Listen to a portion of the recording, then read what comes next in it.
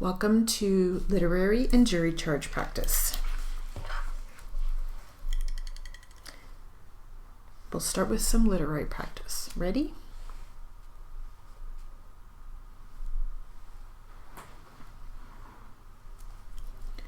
Why not stop in at our bank tomorrow morning and let our experienced officers help you review the provisions of your will.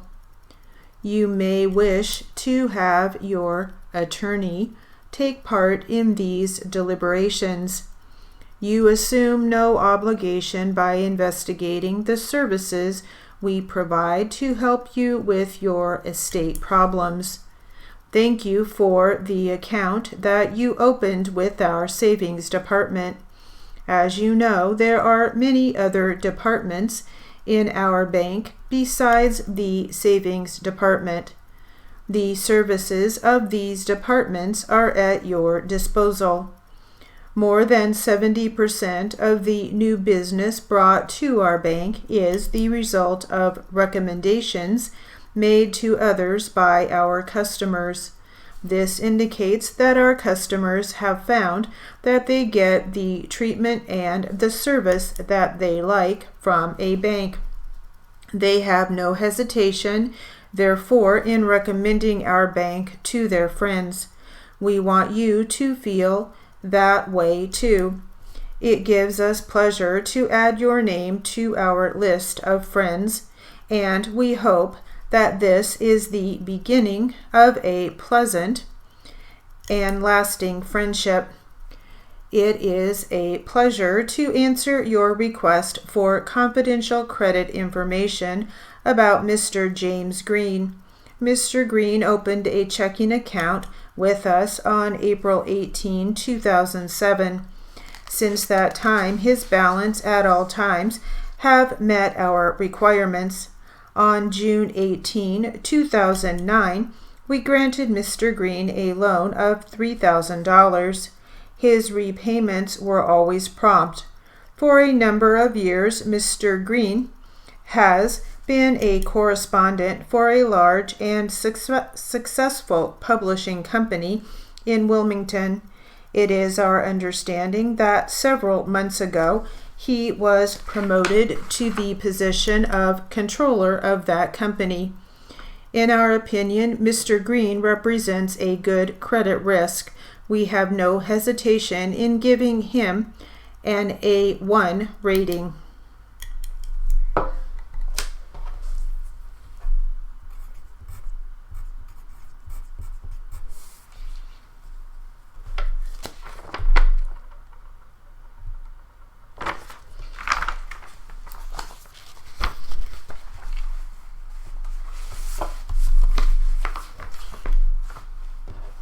All right, now let's practice this jury charge. Ready?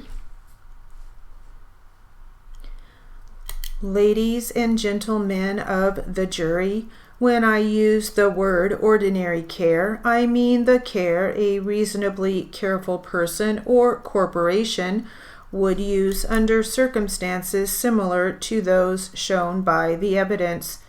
The law does not say how a reasonably careful person or corporation would act under those circumstances. That is for you to decide. It was the duty of the defendant, before and at the time of the occurrence, to use ordinary care for the safety of the plaintiff.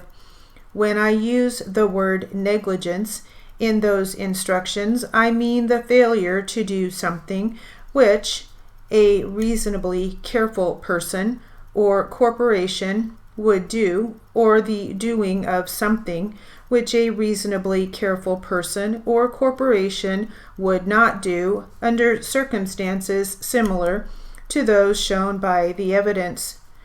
The law does not say how a reasonably careful person or corporation would act under those circumstances.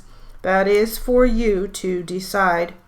When I use the expression proximate cause, I mean any cause which, in natural or probable sequence, produced the injury complained of.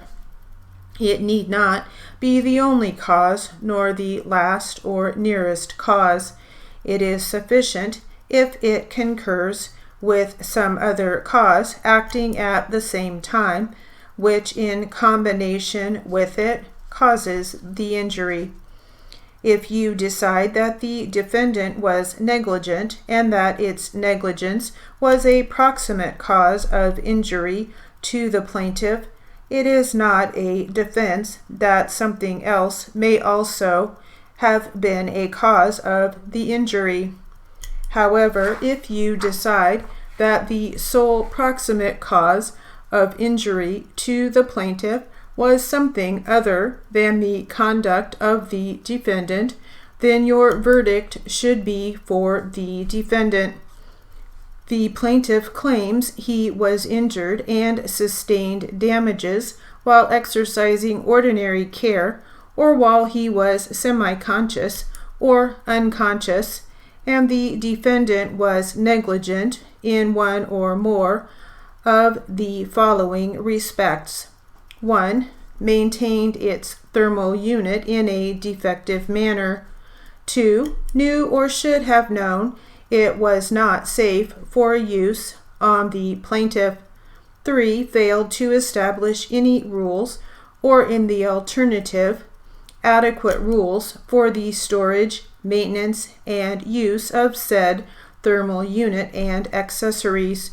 4. Failed to provide an agent or attendant from its staff to monitor during its use on plaintiff.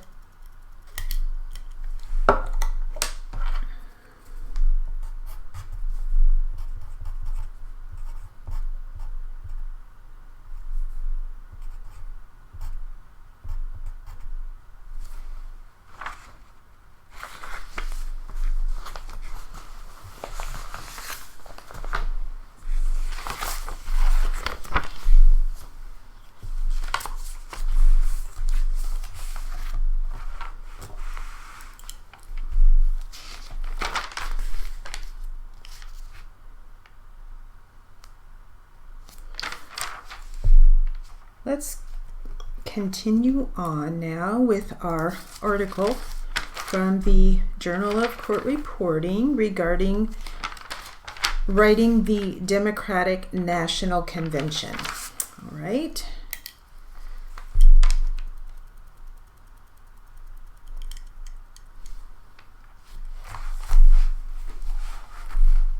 Here we go. Walking into the grandest of halls, the convention floor, was all we needed to get our endorphins into overdrive. We will never forget how awestruck we were the first time we entered that mecca of media, grandeur, and state pageantry. We started each convention week a few days ahead of time, getting the technical things in line and attempting to find our way around each new venue. There were always stars doing dress rehearsals early in the day, and it was the one time each day when we had plenty of free time to be able to stop and listen and take photos. We would try to be on site each day at least an hour in advance to get started with our prep, discuss logistics, and test the encoder feed. Each day we had to have new credentials, and occasionally that process was pretty unorganized, leaving us only a minimal amount of time to get ourselves situated. As the week would go on, the floor became more and more crowded. More celebrities came by, and we did our share of gawking. On the day before the presidential nomination, security advised us they were conducting the sweep. This meant whatever was in the room stayed there, and whatever wasn't in there didn't come in. We always had a spare steno machine and computers, but knock on wood, never had to use them. On the last day, when the more important people were speaking, we took turns running out to the floor and listening to the big speeches. The balloons dropped, the celebratory music played, and the excitement in the hall was breathtaking.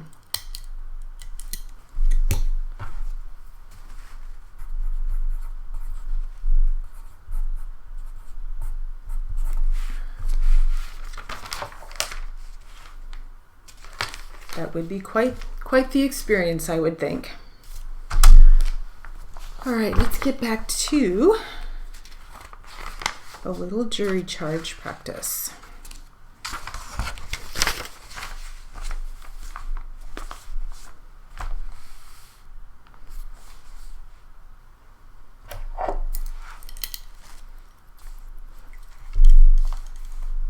Ready? Here we go.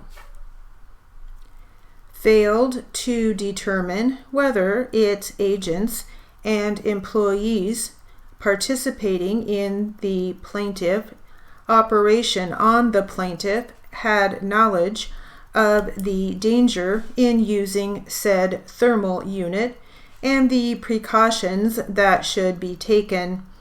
6. Failed to perform periodic maintenance and testing of its thermal unit. 7. Furnished a defective thermal unit for the operation on plaintiff. The plaintiff further claims that one or more of the foregoing was a proximate cause of his injuries. The defendant denies that it did any of the things claimed by the plaintiff, denies that it was negligent in doing any of the things claimed by the plaintiff, denies that any claimed act or omission on the defendant's part was a proximate cause of the claimed injuries, and denies that the plaintiff was in the exercise of ordinary care. The defendant admits that plaintiff was injured, but not to the extent claimed.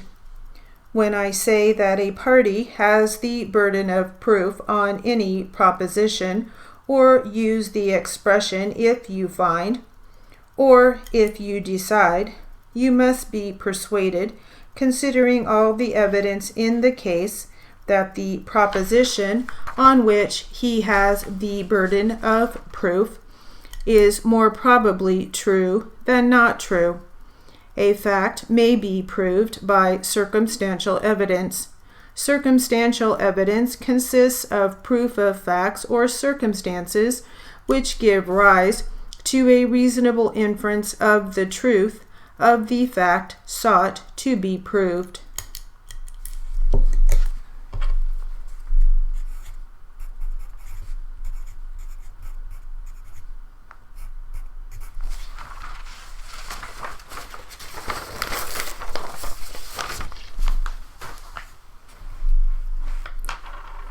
So shall we get back to our Democratic Convention? Okay, let's see what she has to say. This is the 1996 Chicago United Center Bill Clinton Al Gore Convention. Mere weeks before the convention, my original captioning partner was roller skating with her dogs and fell and broke her hand. Whoops. Donna Peterson, RDR, CRR, CRC, stepped in at the last minute, and her calm demeanor and professionalism got us through. My original partner continued to the next 4 conventions, and we became a team that was once called the Dynamic Duo. Convention engineers didn't have a clue about closed captioning, and we spent at least 3 days trying to get our encoder hooked up.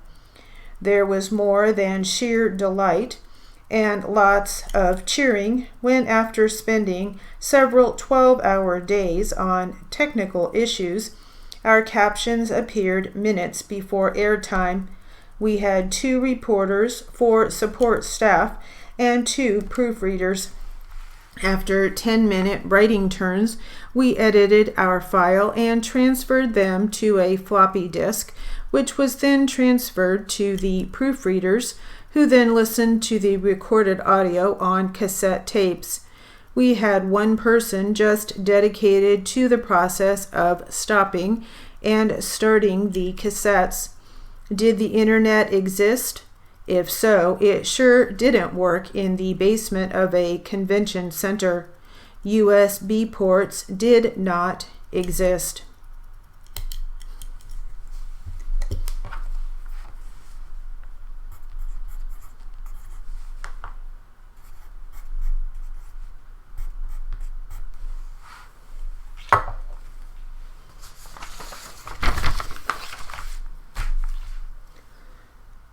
All right, back to some jury charge practice.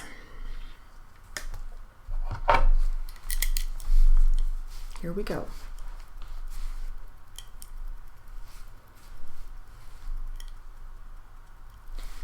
In considering the evidence in this case, you are not required to set aside your own experience in the affairs of life, but you have a right to consider all the evidence in the light of your own experience in the affairs of life.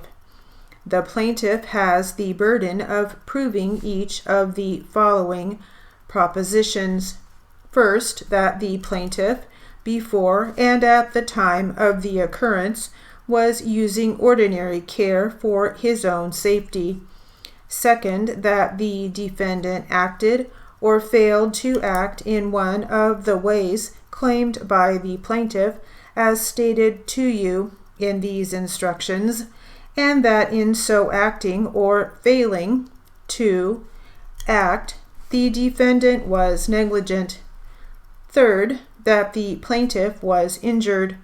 Fourth, that the negligence of the defendant was a proximate cause of the injury to the plaintiff.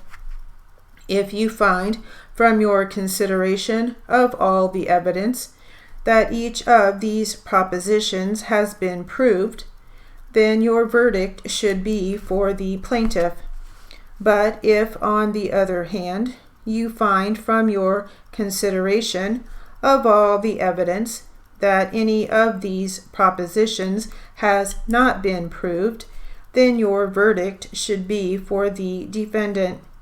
Under our law, plaintiff may attempt to prove in any of 2 ways that the defendant was negligent.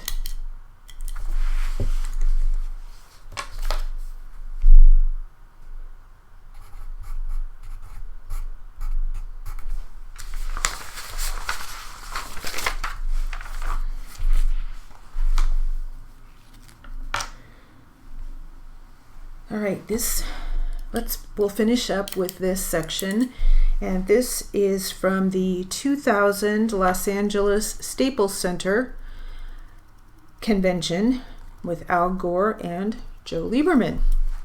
Okay, here we go.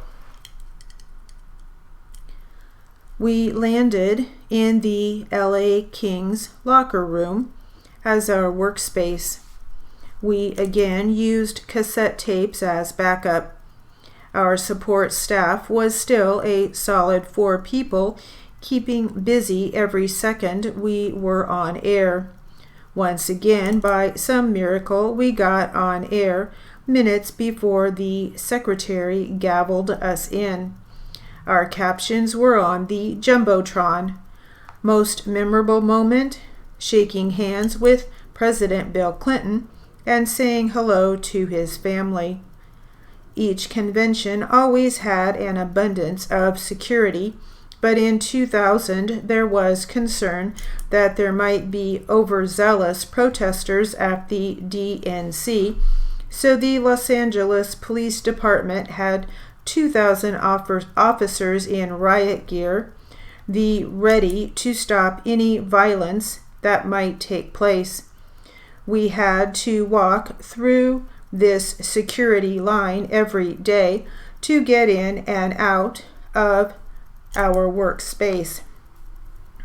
2004, Boston, Fleet Center, now TD Garden, John Kerry, John Edwards. This was the first convention post 9/11. Like the rest of the country, security got tighter. The TSA didn't know what to do with a steno machine. After scooping every nook and cranny, then taking it apart, they decided it could enter Boston. We had jump drives and USB ports now, and internet service that worked 80% of the time, but cell service was unreliable. We had prime access to VIPs.